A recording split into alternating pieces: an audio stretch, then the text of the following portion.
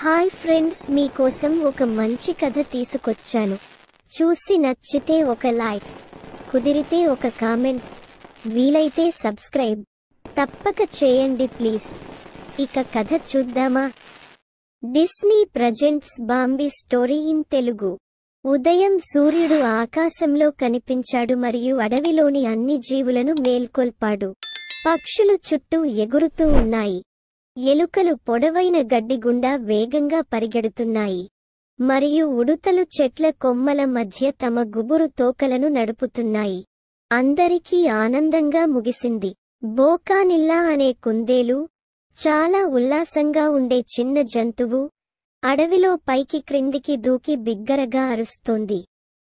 లేవండి, గుడ్లగూబ నా స్నేహితుడు. నేను శుభవార్త తీసుకువస్తాను. అప్పుడు అతను తన వెనుక పాదంతో ఒక దుంగను తన్ని ఇలా అన్నాడు, మీరందరూ వినండి, కొత్త యువరాజు జన్మించాడు. జంతువులు వెలుతురు ఉన్న తోటలో వీలైనంత వేగంగా గుమిగూడాయి. తల్లి తన బిడ్డతో కూర్చుంది. గుడ్లగూబ చెప్పింది, అభినందనలు మేడం. తల్లి పిల్లవాని ముక్కును పట్టుకొని మెల్లగా చెప్పింది, లేవండి నా ప్రియమైన, మాకు అతిథులు ఉన్నారు. జంతువులన్నీ చిన్న జంతువును చూసి స్నేహపూర్వకంగా నవ్వి ఇలా అంటాయి, hello little prince. Little prince తన అతిథులను స్వాగతించడానికి లేవడానికి ప్రయత్నించాడు. పొడవాటి సన్నటి కాళ్ళు వణుకుతున్నాయి మరియు ఆత్మవిశ్వాసం వణుకుతూ తిరిగి కూర్చుంది. సరియైనదా? బోకానిల్లా నవ్వుతూ పల్టీ కొట్టింది చిన్న జింకను బాగా చూసేందుకు. అతను ఆమెను ఏమి చేస్తాడు మీరు చెబుతారా? సియుత తన పిల్లను ప్రేమగా చూస్తూ ఇలా చెప్పింది, ఆమె అతన్ని బాంబీ అని పిలుస్తుందని నేను అనుకుంటున్నాను.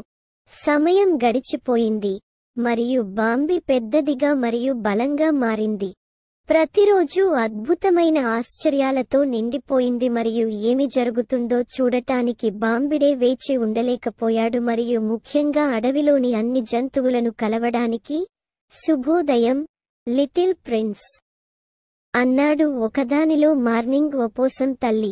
శుభోదయం లిటిల్ ప్రిన్స్, చిన్నపిల్లలు కూడా అన్నారు. మసుపియల్స్ మరియు బాంబీ వారి కొత్త స్నేహితులను స్వాగతించడానికి చుట్టూ తిరిగి వచ్చింది.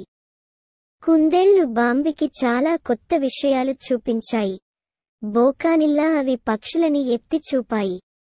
వాటి చుట్టూ ఆనందంగా ఎగురుతూ పక్షుల గుంపు క్షమాపణ చెప్పండి, బాంబీ వద్దు అని పదే పదే చెప్పింది. బోకానిల్లా అతనిని కదిలించడం ద్వారా సరిదిద్దింది అని పక్షి చెప్పింది. గులాబీ ముక్కు పక్షి బాంబీ చాలా బిగ్గరగా అరిచాడు. పక్షులు భయపడిపోయాయి. బాంబీ తర్వాత సీతాకోకచిలుక వెనుక వృత్తాకారంలో నడుస్తుంది. అతను దాని తోకపైకి వచ్చే వరకు బాంబీ చెప్పాడు, అది పక్షి కాదు అంటూ బోకోనిలా నవ్వింది. ఇది సీతాకోకచిలుక. రూస్టర్ కొన్ని సువాసనగల పువ్వులను పసిగట్టడానికి ప్రయత్నించింది మరియు తన ముక్కుకు అంటుకుంది. కొత్త పెంపుడు జంతువు చిన్న చారల జంతువును చూస్తూ ఫ్లోరెల్ చెప్పింది. బోకోనిలా పగలబడి నవ్వింది, ఇది పువ్వు కాదు, చిన్న జంతువు భయంకరంగా గుసగుసలాడుతుంది. అయ్యో, ఏమీ కాదు.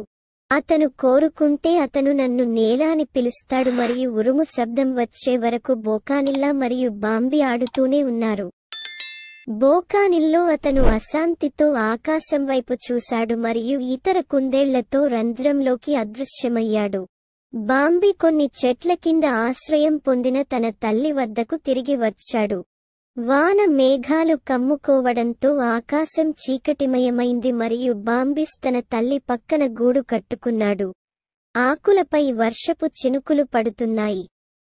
పై చెట్లలో ఉడుతలు వాటి వెంట్రుకల తోకలను చుట్టి ఉన్నాయి మరియు తల్లి పక్షులు తమ పిల్లలను కప్పి ఉంచాయి. ఎలుకలు పెద్ద టోపీలతో పుట్టగొడుగుల క్రింద ఆశ్రయం పొందాయి మరియు వర్షపు చినుకుల మృదువైన శబ్దానికి జంతువులన్నీ నిద్రపోయాయి.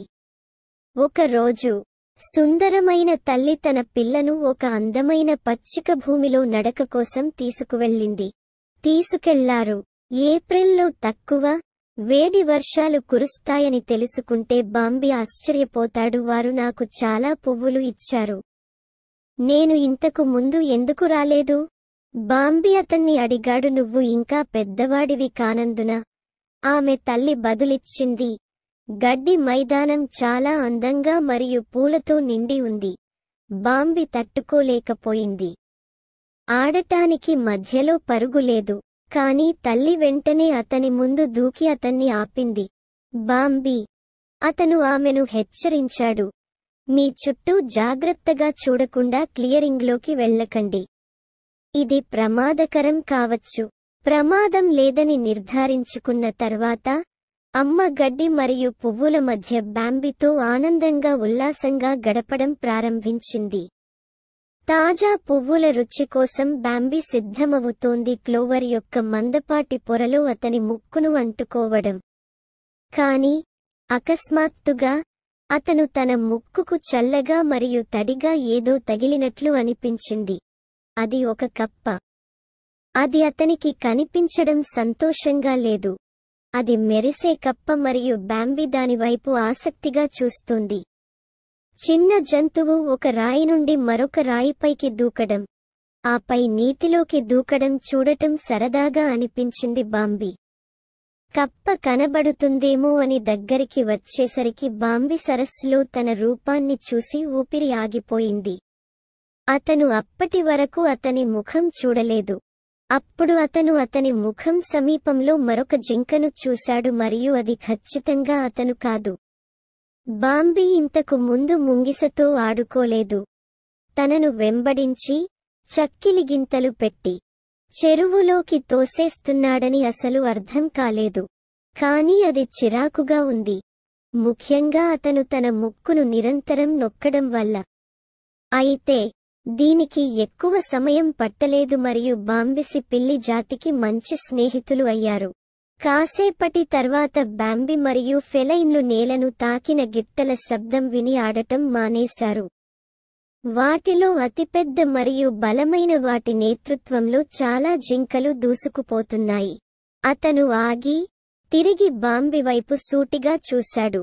అడవికి రాకుమారుడని, అందరూ గౌరవించే జింక అని అతని తల్లి చెప్పింది. పైగా అది అతని తండ్రి. అకస్మాత్తుగా ఒక షాట్ గడ్డి మైదానం యొక్క నిశ్శబ్దాన్ని విచ్ఛిన్నం చేసింది. బాంబీ అది ఉరుము శబ్దమని భావించాడు. కాని అది తుపాకీ. మనిషి క్లియరింగ్లోకి ప్రవేశించాడు. జంతువులన్నీ వెంబడించడం ప్రారంభించాయి. దట్టమైన అడవికి చేరుకోవడానికి తమ శాయశక్తులా ప్రయత్నిస్తున్నాయి. అక్కడ అవి సురక్షితంగా ఉన్నాయి. బాంబీ తండ్రి మందను నడిపించాడు మరియు వారందరూ వేటగాళ్ల నుండి దూరంగా ఉండేలా చూసుకున్నారు. గడ్డకట్టిన చెరువుపై బోకానిల్లా తిరుగుతూ జారిపోతోంది.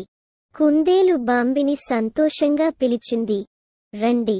బాంబీ ఫన్నీ మంచు చాలా జారుడుగా ఉందని బాంబీ ఆమెకు చెప్పడం మరచిపోయింది మరియు బాంబీ చెరువుపైకి దూకినప్పుడు ఆమె 4 పొడవాటి సన్నటి కాళ్ళు అన్ని దిశలలోకి వెళ్లడం ప్రారంభించాయి. అప్పుడు ఆశ్చర్యపోయిన అది నేరుగా అతని కడుపుపై పడింది. బోకానిల్లా దగ్గరికి వచ్చి ఇలా అన్నాడు, చూడు, బాంబీ అతనికి సహాయం చేయడానికి ప్రయత్నించిందని నేను మీకు చెప్పాను. కాని కుందేలు అతనిని పక్కకు నెట్టినప్పుడు బాంబీ కాళ్ళు వణుకుతున్నాయి మరియు చిన్న జింక మరొక వైపు పడింది. చివరికి బోకానిల్లా అతనిని పైకి లేపగలిగాడు మరియు అతనిని నెట్టాడు. ఇప్పుడు మీరు స్కేటింగ్. కుందేలు నవ్వింది. అసలే బ్రేకులు వేయడం తనకు తెలియదని బాంబీ గుర్తుచేసుకునేంతవరకు సరదాగానే ఉంది. ఇద్దరూ మంచులో తవ్విన గుహ అంచున ఉన్న మంచులోంచి జారిపోయారు. లోపల చిన్న రఫ్ఫియన్ ఫ్లోర్ గాఢ నిద్రలో ఉంది. లేవండి ఫ్లోర్, బాంబీ అరిచింది. కాని ఫ్లోర్ ఆవలిస్తూ ఆమె చేయి చాచి అడిగింది, వసంతం వచ్చిందా? లేదు, శీతాకాలం ఇప్పుడే ప్రారంభమైంది. బోకానిల్లా బదులిచ్చారు. ఓహ్, కానీ నేను శీతాకాలమంతా నిద్రపోతాను. మంచు కరిగినప్పుడే నన్ను మేల్కొల్పడం. మొదట్లో శీతాకాలం సరదాగా ఉండేది.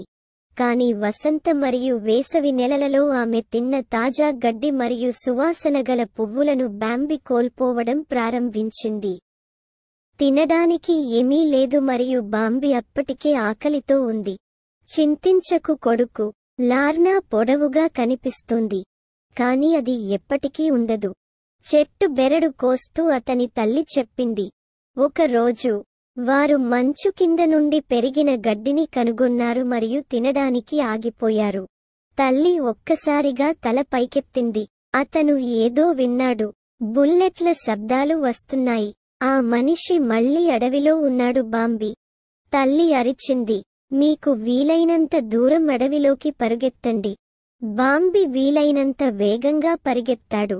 అతని గుండె అతని ఛాతీలో కొట్టుకుంటుంది మరియు అతని గిట్టలు అతని వెనుక మంచును తన్నుతున్నాయి. వేగంగా బాంబి తనకిష్టమైన దాగుడుమూత వైపు పరుగెత్తుకుంటూ వెళుతుండగా, ఏమైనా పరుగెత్తండి అని ఆమె వెనుక ఎక్కడో నుండి ఆమె కేకలు వినిపించింది. మరో తుపాకీ శబ్దం వినిపించింది. తన వెనకే వస్తున్నట్టు అనిపించింది. బాంబి తన తల్లి వస్తుందని ఎదురుచూసింది. కాని శబ్దం రాలేదు. అతను చాలాసేపు వేచి ఉన్నాడు. కాని ఆమె రాలేదు. అతను ఆమెను జాగ్రత్తగా చూడటం ప్రారంభించాడు. కాని ఆమె జాడ కనిపించలేదు. అతను చాలా ఒంటరిగా భావించాడు. చెట్ల మధ్య ఈలలు వేస్తున్న గాలి మాత్రమే అతనితో ఏడుస్తున్నట్లు అనిపించింది. కొద్దిసేపటి తర్వాత బాంబి తనని కప్పి ఉన్న పొడవైన నీడను చూసింది. అతను గ్రాండ్ ప్రిన్స్. అతను మెల్లగా ఆమెతో ఇలా అన్నాడు, మీ అమ్మ మళ్ళీ రాదు. మనిషి తీసుకున్నాడు. బాంబి ఏడుపు ఆపడానికి ప్రయత్నించినప్పుడు ఆమె తండ్రి ఇలా కొనసాగించాడు, కొడుకు, నన్ను అనుసరించు. బాంబి మరోసారి బాధపడ్డాడు. అతను చుట్టూ చూశాడు మరియు నెమ్మదిగా తన తండ్రిని అనుసరించాడు దట్టమైన అడవిలోకి. సమయం త్వరగా గడిచిపోయింది మరియు శీతాకాలపు దీర్ఘ మరియు చల్లని రోజులు ముగిశాయి. అడవి పువ్వులు మరియు ఆనందంతో నిండిపోయింది. బాంబి, బోకానిల్లా మరియు ఫ్లోర్ ఒకరినొకరు అభినందించుకోవడానికి వచ్చారు మరియు వారి స్నేహితురాలు బుఫ్నిటా వారి వద్దకు వచ్చి ఇలా అన్నారు, మీరు ఎలా పెరిగారు? మీరు భావోద్వేగాలతో ఉడికిపోయేంత కాలం ఉండదు. ముగ్గురు స్నేహితులు ఆశ్చర్యంతో ఒకరినొకరు చూసుకున్నారు. మీ మోకాళ్ళు బలహీనంగా ఉన్నాయి. మీ తల తిరుగుతుంది మరియు మీ మనస్సులో వెర్రి ఆలోచనలు రావడం ప్రారంభిస్తాయి. గుడ్లగూబ కొనసాగింది. సరే, అది నాకు జరగదు, బోకనిలా అన్నాడు. నేను కూడా కాదు, బాంబి స్పష్టంగా చెప్పాడు. కాని అప్పటికే ఫ్లోరీకి చాలా ఆలస్యమైంది. అతను కోపంతో ప్రేమలో పడ్డాడు. భావోద్వేగంతో నిండిపోయింది. భావోద్వేగానికి గురికాకుండా ఉండటం ఎంత కష్టమో బోకానిల్లాకు తెలియదు. ఒక అందమైన కుందేలు ఆమె వైపు కన్ను కొట్టి తన ముక్కును ఆమెతో రుద్దినప్పుడు బోకానిల్లా అకస్మాత్తుగా కలలు కంటుంది. అంతేగాక వెనుక కాలు ఆనందంగా అరవడం ప్రారంభించింది. తను ఏం చేస్తున్నాడో బాంబికి ఇంకా అర్థం కాలేదు. దాకా చెరువులో నీళ్లు తాగుతుండగా అతనికి తెలిసిన చిత్రం కనిపించింది. అప్పుడు మీరు ఒక మధురమైన స్వరం వింటారు, హలో బాంబి, మీరు నన్ను గుర్తుపట్టారా? బాంబి తన కొమ్ములను బిగించేంతగా భయపడతాడు. ఒక పొదలో పిల్లిలా ఉంది. బాంబి ఆమె ఎంత అందంగా ఉందో గమనించకుండా ఉండలేకపోయింది మరియు వెంటనే తల తిరగడం మరియు ఉత్సాహంగా అనిపించింది. కలలో కళ్ళు మూసుకుని అవి పూల మధ్య ఎలా పరిగెడుతున్నాయో ఊహించుకుని ఉద్వేగానికి లోనయ్యాడు. ఒకరోజు బాంబి తన కొత్త ప్రియురాలిని పట్టుకోవాలనుకునే జింక చేత పోరాటానికి సవాలు విసిరింది. పోరాటం వేడెక్కింది మరియు ఫెలిన్ ఆందోళనగా చూస్తున్నాడు. చివరికి బాంబి తన ప్రత్యర్థిని కొండ అంచు మీదుగా నడిపి నదిలోకి నెట్టాడు. జింక గాయపడలేదు, కాని అతను ఓడిపోయానని గ్రహించి వెళ్లిపోయాడు. ఇద్దరూ ఎప్పుడూ కలిసి జీవించేవారు. ఒకరోజు ఉదయం బాంబి గాలిలో ప్రమాదం అనిపించింది. పక్కనే ఉన్న భోగి మంటల్లోంచి పొగలు రావడం చూశాడు. అతను కూడా ప్రజలను చూశాడు. చాలా బాంబి వెంటనే తన స్నేహితులను హెచ్చరిస్తుంది మరియు అప్పటికే పిల్లలను కలిగి ఉన్న బోకానిల్లా గుహలోకి ప్రవేశిస్తుంది. ఫ్లోర్ మరియు అతని కుటుంబం భూగర్భంలో దాక్కున్నారు. ఉడుతలు నీటిలోకి దూకడం ప్రారంభించాయి మరియు ఉడుతలు చెట్ల గుంటలలో దాక్కున్న ప్రదేశాలను వెతకడం ప్రారంభించాయి. బాంబీ, మనం పరుగెత్తాలి! పిల్లి జాతి ఆందోళనతో అరిచింది. జనంతో వచ్చిన వేట కుక్కల మొరిగే శబ్దాలు మరింతగా ప్రతిధ్వనించాయి. అంతేకాకుండా భయంకరమైన జంతువులు పిల్లి జాతి ట్రాక్లపైకి ప్రవేశించి అతని డెక్కల వైపు పరుగెత్తాయి మరియు ఎత్తైన రాతిపై అతనిని మూలకు నెట్టాయి. పిల్లి జాతికి పరుగెత్తడానికి స్థలం లేదు. బాంబిలో చిక్కుకున్న ఆమెను కాపాడేందుకు పరుగులు తీశారు. అతను కుక్కల గుంపుతో పరిగెత్తాడు మరియు వాటిని అన్ని దిశలకు విసిరాడు. ఆ విధంగా ఫెలైన్ తప్పించుకోవడంలో విజయం సాధించింది. బ్రేవ్ బాంబీ కుక్కలను తరిమికొట్టగలిగాడు, కానీ షూటర్లను ఆపలేకపోయాడు. అకస్మాత్తుగా తుపాకీ శబ్దం వచ్చింది. దాని తర్వాత అతని భుజంపై దెబ్బ తగిలింది. నొప్పి చాలా తీవ్రంగా ఉంది. అతను నేలమీద పడిపోయాడు. అతను లేవడానికి ప్రయత్నించాడు, కానీ అతనికి బలం లేదు. చెత్త భాగం ఏమిటంటే అతను అడవి మంటలా వాసన చూశాడు. అప్పుడు మీరు ఒక స్వరం వింటారు, లేవండి కొడుకు, మనం పరుగెత్తాలి. ఇది అతని తండ్రి, గ్రాండ్ ప్రిన్స్, అతన్ని లేవమని కోరాడు. బాంబీ తన శక్తినంతా కూడదీసుకుని లేచి నిలబడ్డాడు. మంటలు చుట్టుపక్కల చెట్లను చుట్టుముట్టాయి. ప్రతిదీ వింత మరియు ప్రకాశవంతమైన నారింజ రంగులోకి మార్చింది. బాంబీ మరియు ఆమె జెట్ నిప్పుల వేడి వారి జుట్టును వేడెక్కడం ప్రారంభించడంతో మంటల మార్గం నుండి బయటికి వెళ్ళింది. నన్ను అనుసరించండి, ఆమె తండ్రి ఆదేశించాడు. మేము సురక్షితంగా ఉంటాము, కేవలం నది పక్కనే. అడవి మొత్తం ఇప్పుడు దట్టమైన నల్లటి పొగతో కప్పబడి ఉంది మరియు బాంబీ మరియు అతని తండ్రి మందపాటి తెరపైకి చొచ్చుకుపోవడానికి కష్టపడుతున్నారు మరియు ఊపిరి పీల్చుకోలేకపోయారు. అయితే చివరికి వారు నదికి చేరుకుని నీటిలోకి దూకారు. మళ్లీ దూకాల్సిన జలపాతం అంచు వరకు ఈదుకుంటూ వచ్చారు. ఇద్దరు గాయాలు లేకుండా తప్పించుకోగలిగారు, కాబట్టి వారు త్వరగా నదికి దిగారు. అక్కడ ఫెలిన్ వారి కోసం వేచి ఉన్నారు. మంటల నుంచి తప్పించుకునే ప్రయత్నంలో అక్కడే దాక్కున్నాడు. పిల్లి జాతి చిరునవ్వు నవ్వి బాంబీ గాయపడిన భుజాన్ని ప్రేమగా నొక్కింది. ఆపై కూర్చుని మంటలు ఆరిపోయే వరకు వేచి ఉన్నాయి. కొన్ని నెలల తరువాత వసంతకాలం అడవికి కొత్త జీవితాన్ని తీసుకువచ్చింది. బోకనిల్లా మరియు ఆమె పిల్లలు అద్భుతమైన వార్తను అందరికీ చెప్పడానికి ఒక చిట్టా తన్నుతున్నారు. గుడ్లగూబ నవ్వుతూ అప్పుడే పుట్టిన ఇద్దరు పిల్లల వైపు చూసింది. అప్పుడు అతను సంతోషంగా ఇలా అన్నాడు, అయ్యో అయ్యో, కానీ నేను అసాధారణంగా ఉన్నాను. ప్రిన్స్ బాంబీ చాలా గర్వంగా ఉంటుంది. బాంబీ నిజంగా చాలా గర్వపడ్డాడు. అతను తన తండ్రితో కలిసి ఒక కొండపై కూర్చుని ఫెలిన్ తన ఇద్దరు చిన్న పిల్లలతో నిద్రిస్తున్న తోటను చూస్తున్నాడు. ఇప్పుడు అడవికి కొత్త రాజు అయిన జింక తన తండ్రి వైపు తిరిగి ఇలా చెప్పింది, నేను నా తల్లిదండ్రుల నుండి నేర్చుకున్న ప్రతిదీ చాలా విలువైనది. నా పిల్లలకు ఇవ్వడానికి నా దగ్గర ఏదైనా ఉందని నేను గర్వపడుతున్నాను. అందువలన అడవిలో పుట్టిన ప్రతి కొత్త జీవితం ఆశను, ఆనందాన్ని మరియు అద్భుతమైన కొత్త రోజుకు నాందిని తెస్తుంది.